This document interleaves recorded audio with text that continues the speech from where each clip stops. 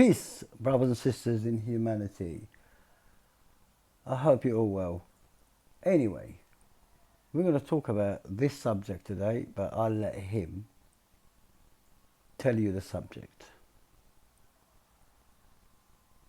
Brothers and sisters, the reward for Umrah is that one Umrah to another Umrah, it causes your sins in between to be forgiven. That's great news if you're listening to this right now, because it means you're still alive and you can go and do Umrah on your behalf, inshallah ta'ala. What about those who have passed away? Perhaps you have a parent, a relative, a friend, someone that you know who passed away. They are not able to do Umrah now. They're not able to benefit from this virtuous action that has huge reward.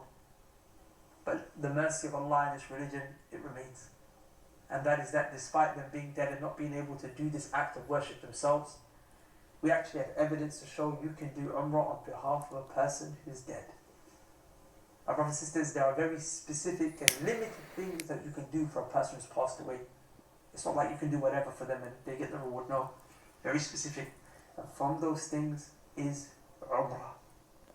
I urge you at this time, if you have a loved one, do Umrah for them. And if you can't do it for them, you can pay for someone to do Umrah on their behalf. We've recently set up an organization, a project called Gifted Umrah. And this project, we get students and knowledge that are in Mecca and Medina from different parts of the world and they're in Mecca and Medina and they go and do Umrah on behalf of a loved one. And whereas if you were to go to yourself, it could cost you over £1,000, if not more, with all of the expenses. Here, for a fraction of that price, you can get a student of knowledge to do Umrah on behalf of a loved one who's passed away. My brothers and sisters, do goodness to others, and Allah will make it such that goodness is done to you. I'll stop it here. Do goodness to others. Yep. When others are still alive. We don't do anything for dead people. Dead people had the chance to do things for themselves. This thing, Umrah and Hajj for dead people, I was just listening to him, yeah. If you listen to him back again, yeah, he was advertising Umrah to his association. That's what he was doing. It's got like a sad face, all this emotion shit, because that's what the Sunni work on emotion shit, yeah? It's too emotional to see. You know, when you're emotional, you can't see the truth. There's no way you can see it, because emotions always beat you to it. Do you know what I mean? Always beat you. So, when you read the Quran, all throughout the Quran, yeah, "Udkhulul Jannah bima kuntum ta'malun." You enter paradise because of what you done, because of your good deeds, your good deeds. It's always what we did to ourselves before when we are alive, yeah. من عمل مثقال ذرة خيرا يره ومن عمل مثقال ذرة شرا يره. Whoever done great, okay, whoever done good deeds goes to paradise. Always what we do when we're alive, okay. But this law are saying they have evidence. I can't see it from the Quran. There's nothing, not a single verse in the Quran tells you can do things for your dead parents, right? Nothing. If anything, the Quran says people that dead, right, whatever they've done is to themselves, okay? And you have no relation to those dead people anymore. Once they're dead, our connection is severed. We have no connection with them, okay? That's the Quran. Because God is not going to question us about dead people. That's a verse in the Quran. They had what they had when they were alive. They done what they done, and that's it. Once they die, that's it. There's no more connection between us. But they say Islam is built on 5 pillars. Okay? They say God is just. God is very just. Okay?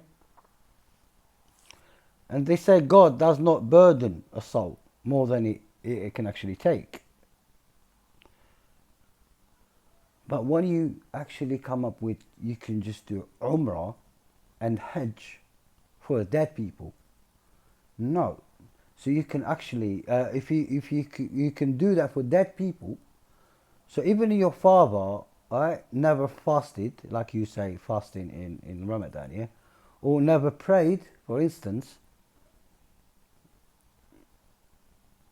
or never done Shahada, that means you can do it for him as well. Why? Why not? Why not? Well, you're going to say, oh no, it's not. Well, why not? Why not? You do Shahada for him. And you do Salat for him. You do the physical Salat for him. And you fast for him as well. Why not? Well, why not? Because that's Islam. Right? Because if we go deep into it, even going to Mecca and Umrah, it wasn't an obligation when God said it. Whoever can. It's not even an obligation. But the first four, they are obligations. So why don't you pray for the dead? Pray for them. Like do Asr for you and Asr for your father, dead father, right? Because he never prayed. Okay? Or do zakat for the dead. You know what I mean? You're going to pay for the dead. Yeah, pay for your dead. Zakat, when zakat comes, pay for him as well. Like you pay, innit? You think zakat is money. That's why I'm talking like this. We could do the Shahada for him. He's never done Shahada. He's a kuffar. He's died the kuffar. I'm a good son, so I can do Shahada for him. Why not? Because that's the main thing. That's one more thing. A second thing, once you know these pillars were a business laws to the old Arabs. That's how they built business. Okay? Because don't forget the verse لإلاف قريش إلافهم رحلة الشتاء والصيف. Yeah? They had two trips. One in the summer, one in the winter, where all the caravans and all the business, the big business, right, happens twice a year. Okay? That's where the big business happens. Yeah? People come from all over the world with caravans to worship God, their God in Mecca, where Quraysh used to live. So they used to come in the summer and they used to come in the winter. That's why Quraysh or Kaaba was safe, because everyone has a God there. And they come and visit them twice a year. So they bring business as well. So Mecca, so that's why they said you can only worship your God in Mecca, right? In the Kaaba, not even Mecca, yeah, Kaaba, like West Saudi Arabia. So that's why everyone left their gods there, yeah? And they come and visit him twice a year. That's why when the Prophet Muhammad told them you can worship God everywhere, they didn't accept that. Because they're going to lose business, right? That's why they went against him. There is no way you can worship God everywhere. You have to worship him here, because if people don't come here, there will be no business for us. There will be no money. So there is no way we're going to listen to you. And even after the Prophet Muhammad died, because obviously Hajj and Umrah has nothing to do, or in the Quran, yeah, has nothing to do with what the Sunnis and the Shia do now. Nothing to do with it. Not even close. No. It's 360 degrees the other side. Do you know what I mean? That's the difference between day and light. But I'm talking, even if, because I'm trying to tickle some brains here for the Sunnis and Shia and all that. Even though the Prophet Muhammad died, okay, and they were supposed to be the followers of Prophet Muhammad, they were all hypocrites. They say, oh, listen, we can still use that. Okay? Because obviously the word spread that you can worship God everywhere. If you're a Muslim, you don't have to go to a certain part. So they said, all right, let's create this. You can, all right, Umrah and Hajj. When people start coming here, do the same thing, but they can only worship God. Do this act in this place. So we're going to have to, they always have to come back. Just like the first people. Okay, that's what they done. It's 2 trips, Umrah and Hajj. So they kept that as a business. That's the first thing. The second thing is, I'll have to actually, because I loved my father, he was poor, or he didn't want to do it. A lot of people don't want to go to Hajj, right? So when my father dies, I go and ask for a loan, a student loan, like this guy's saying, and I give his people money, so because I don't have to travel. Because if I travel and do all that, yeah, it's going to cost me more. So I give them money, and they do the Hajj for my father. I mean, that's even worse. You're not even doing it yourself. And the second thing, yeah, if I go and do it physically, all right, myself, yeah, I go there and do it for my father. If I commit a sin doing that Hajj, yeah, I get into a fight. I don't know. I swear, I probably, touch a woman. I don't know. I'll do any sin, big sin, yeah. Who's going to take that sins? Who's going to take the sins? Am I taking the sins, or my father takes the sins? Well, that's a bit illogical, isn't it? Because when you see in Hajj, it's mad. Some people do some mad things. Let's say I'm one of those mad people, right? So who takes the sins? Does my father? Because I'm doing it for him, right? I'm not doing it for me. If it wasn't for him, I wouldn't even be there, right? That's one thing. That's one thing again. And you saying God is just. God is just. Okay, God is just. Now I'll give you something you can solve. All right, all right. I'm going to give you something. You try and solve it for me, and find where God here is just. Yeah. Find me the justice you're talking about. All right. 2 people. All right. 2 people lived exactly the same lives. Yeah. Exactly. They committed exactly the same sins. Yeah. Exactly the same sins. Yeah. Think about it. One of them is poor, and the other one is rich. Okay. And both of them, they didn't do Hajj or Umrah, and they died. And they both have sons. So, and it happens to be the poor son, the poor father, right, had a poor son because he didn't leave nothing for him. And the rich father had a rich son because he left a lot for him.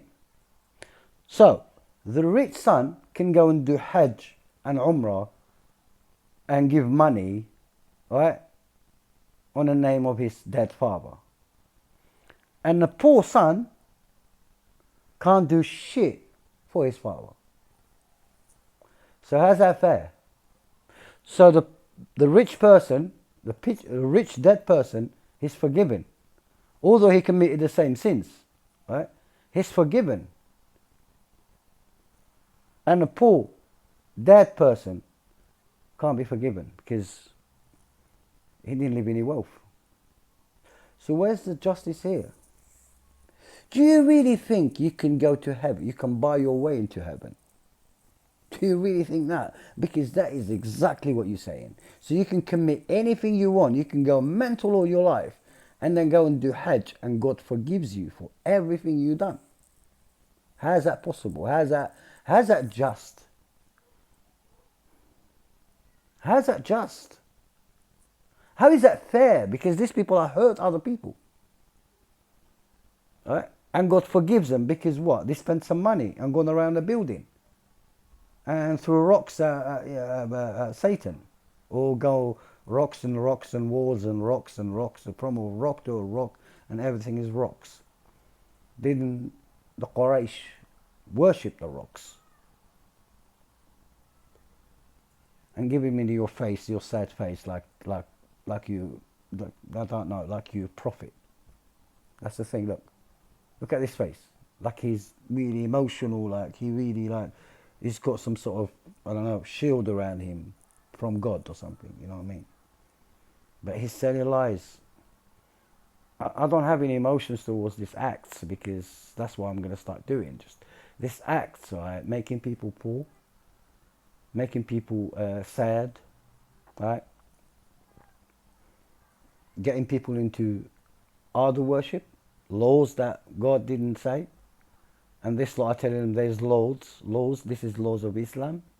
That's idol worship because if not following God's laws, they're actually following this people's laws. The old Arabs, Quraysh laws. That's idol worship. That's exactly what idol worship is. That's exactly what idol worship is. Is to follow human laws with God's laws. You giving God partners. You actually partners with God because you create your own laws. There's nothing in the Quran, absolutely nothing in the Quran, and that's where God's laws are in the Quran. When you say there's laws outside the Quran that goes with God's laws, that's exactly what idol worship is. This is the worst thing that God does not forgive. God does not care if you worship a stone. It does not care, does not get jealous. It's not a human being like you. It's not emotional.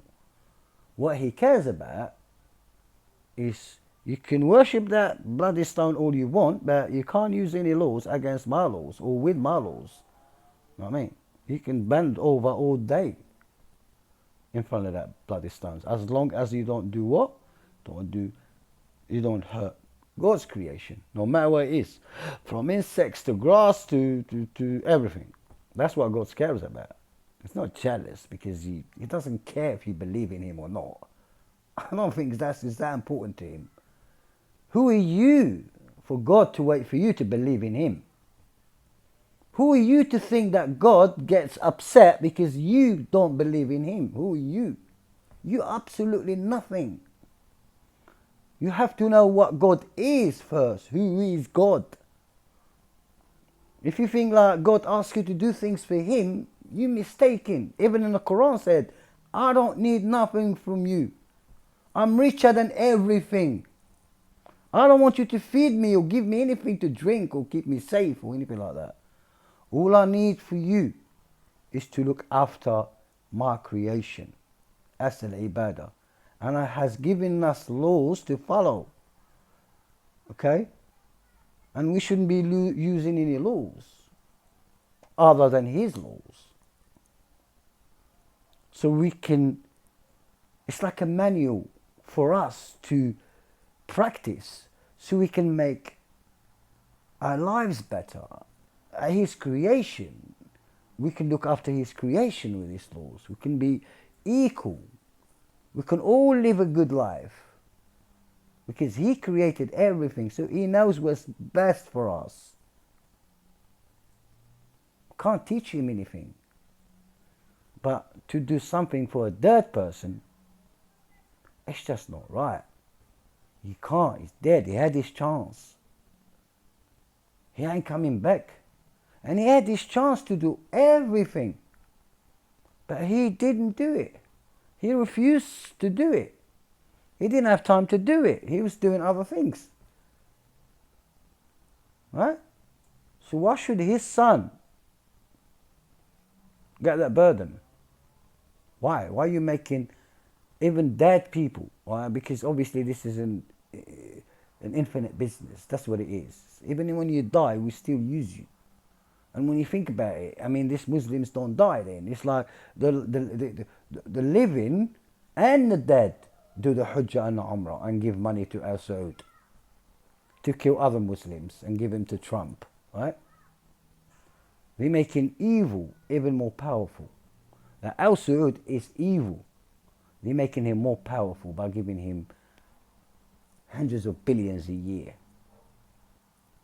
So he can kill the poor Yemenis and give his money to Trump so he can starve the Palestinians. You know? I don't care what you think, but the thing is, you better be ready to get judged. You better. I'm talking about everyone who believes in this crap. You better be ready, mate. You better have some answers. You better find some answers. Because when you go, you ain't coming back. And you can't blame anyone. You only have yourself to blame. Because what? You heard other people, you listened. You followed this lot. Thinking they're your saviors, they're your shuyukh, thinking you know what I mean? Think about it. These people are idiots as well. These people you follow, they're not doing anything new. They're victims themselves. They followed books, old books written for them to follow. And they think, they really, I'm not saying that, they believe in that shit. That's the thing, they believe in it. Because they've been brainwashed to do it. That's all it is. Because they're not using their brains. They're not using their senses. They're not using logic, nothing. Just emotions. It's all emotions. Peace out.